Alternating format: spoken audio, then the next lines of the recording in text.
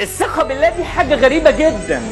تبقى الدنيا كلها ماشية عكسك، والابواب مقفولة، والجدران بتقع عليك، وعندك مشاكل وعندك ضغوط، وتلاقيها اتفرجت من عند ربنا. الثقة بالله ان المستحيل اللي انت بتحلم بيه، الاحلام المستحيلة والحاجات اللي انت نفسك توصل لها والحاجات اللي انت بتحلم تحققها سهلة وهينة عند ربنا. سهل ان ربنا يعمل لك اي حاجة. امره اذا اراد شيئا ان يقول له كن فيكون.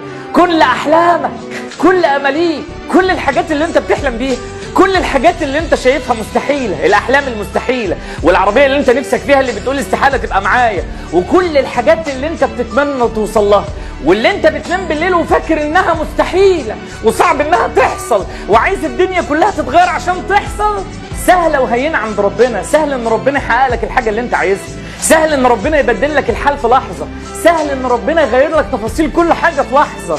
تنام بالليل والدنيا ضلمه ومخنوق ومتضايق، وتصحى الصبح تلاقي ربنا فرجها عليك. تنام بالليل ومعكش في جيبك ولا جنيه وعمال تدور هجيب فلوس ده منين وهعمل ايه، وتصحى الصبح تلاقي رسائل الحساب بتاعك تن فلوس نازله ما تعدهاش. تنام بالليل والناس كلها متجمعه عليك وكلهم عمالين يقولوا انت لا لازم نمشيه من هنا، وربنا سبحانه وتعالى من فوق 7 سما يقول لا انت ويضع الحب في قلوب العباد. الثقة بالله دي حاجة غريبة.